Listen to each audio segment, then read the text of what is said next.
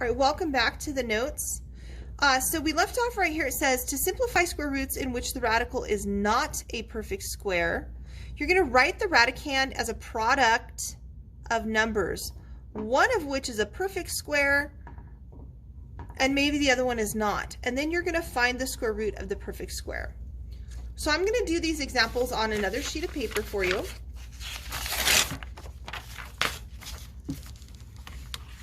The square root of 75. So this is example A, and we're on A. The square root of 75. I'm going to do this in two different ways. They said to find a perfect square that is a factor of 75. This requires that you know that 75 is 25 times 3. And some students do not know that 75 is the square root of 25 times 3. So if you do not know that, I'm going to show you a second method in just a second. All right, so this would be the square root of 25 times the square root of 3. You are always allowed to break apart square roots with multiplication, only with multiplication or division. You cannot do that with addition or subtraction. The square root of 25 is a perfect square. It's 5. The square root of 3 is not a perfect square. We cannot take the square root of 3, and so our answer would be 5 root 3. The second method, so method 2, is the square root of 75 is equal to, well, I don't know if, maybe I don't know 25 multiplies into 75. So what I'm going to do is I'm going to prime factor 75. So prime factor means, for example, 5 times, I know 5 goes into this number because it ends in 5. And so I'll use a calculator to figure out 75 divided by 5, which is 15. So that would be 5 times 15, but we're not done. It's not prime factored. We're going to keep factoring until we get all the way down to prime numbers. All of these are prime numbers. So now I have 5 times 5 times 3. Now a square root means that we're looking for two values that pair up, right? The index here is a 2, so we need something that doubles up. So we could rewrite this as 5 squared times 3, which is the square root of 5 squared times the square root of 3. And a square and a square root are inverses of each other, and so that would be 5 square root 3. Or at this point, I tell a lot of students you're going to take the 5 out. 5 pairs up, it comes outside, and the 3 is left under the radical. You can use any one of those methods that you prefer. All right, we're going to try these B. So example B, the square root of 72. If you know that 72 has a perfect square of 36 times 2, then you can use that idea and rewrite this as square root 36 times square root 2. The square root of 36 is 6, and the square root of 2 is not able to be done without a calculator. Alternatively, you could use this method, the square root of 72, and start prime factoring it. For example, I know 9 times 8 is 72. 9 is 3 times 3. 8 is 2 times 4. This is not prime factored yet. This is 2 times 2. Now I have a prime, a prime, a prime, a prime, a prime. I can rewrite this as 3 times 3 times 2 times 2 times 2.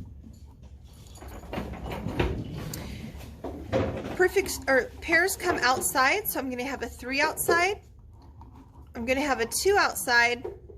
They're multiplying one another just like they were under the radical. And left inside would be this 2, which would give me 6 square root 2. All right, or the other way to have done this problem, you could rewrite this as 3 squared times 2 squared times 2. The square root of 3 squared is 3. The square root of 2 squared is 2, and square root 2 cannot be square rooted. Example C, 7 square root 12. This 7 is just going to hang out. We're not going to be evaluating the 7. What we are going to do is rewrite 12 as 4 times 3. Most students know 12 is 4 times 3, so I'll do this just one method, this method right here. I'm going to rewrite that as 7 times, remember whenever you have a number in front of any symbol, it means multiplication. So that would be 7 times square root 4 times square root of 3. 7 times the square root of 4 is 2 times the square root of 3, and 7 times 2 is 14, and then this would be square root 3. And finally, try these D. So on D we have the square root of c to the third, which can be rewritten as c squared times c, or you could say the square root of c cubed is c times c times c. Pairs come out, so I'll have a c on the outside, and this c will be stuck on the inside.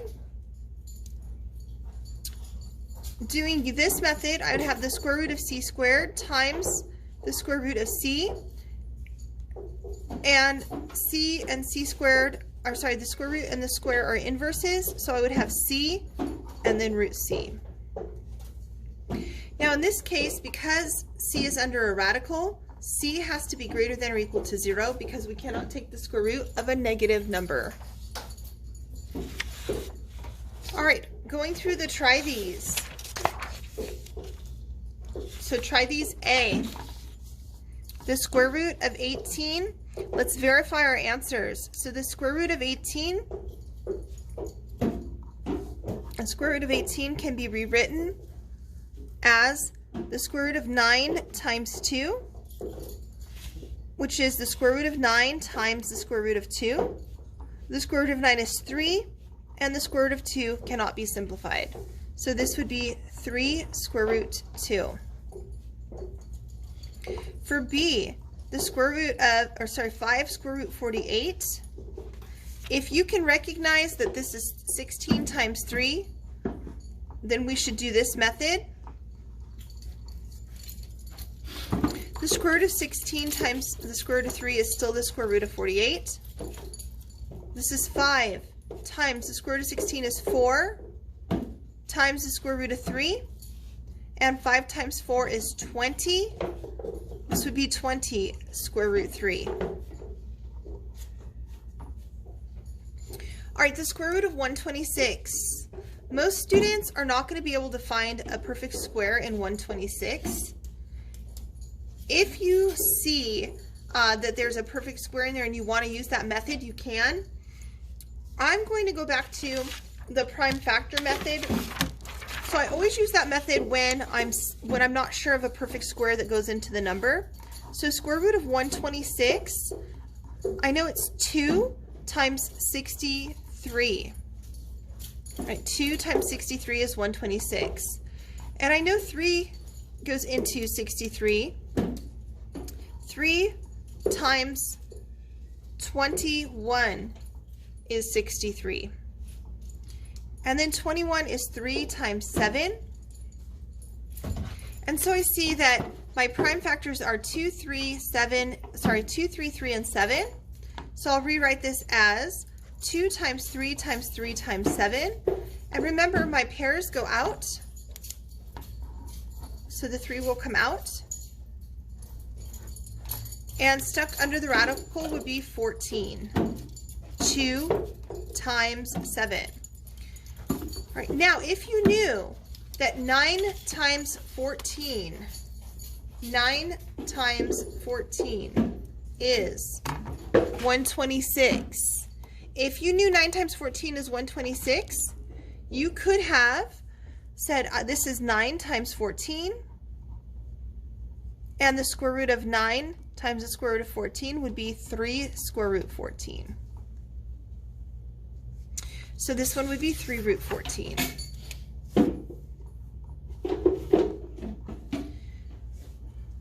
right, for try these D, square root of 24, I know that 4 goes into 24, and that's a perfect square. So I'm going to rewrite this as 4 times 6 times y times y. Again, I'm looking for perfect squares. For most students, when it comes to variables, they want to just see these pairing up. So I know a y is going to come out. And I also know the square root of 4 is going to come out as a perfect square. The square root of 4 is 2. This will come out and be a y. And then a 6. I'll show this one other way. I have the square root of y squared. Y squared, right? Squared and square roots are inverses, so they're going to reduce. And so I get my final answer of, right, 2y square root 6. And my last one, square root 45b to the third, I'm going to rewrite that as 9 times 5. And b to the third, I'm going to write as b times b times b. Remember, pairs will come out, perfect squares, right? The square root of 9 is 3, so the square root of 9 is 3. A b comes out as a perfect square, right? Under the radical, I have a 5 and a b, so 5b. I'm going to show this another way. This would be the square root of 9 times the square root of 5 times the square root of b squared times the square root of b. This is a perfect square. It's 3. This is a perfect square, right? Squares and square roots. That's b. And this cannot be evaluated, so square root 5 and b are left under the radical. All right, let's flip it over. Page 24. It says to copy the length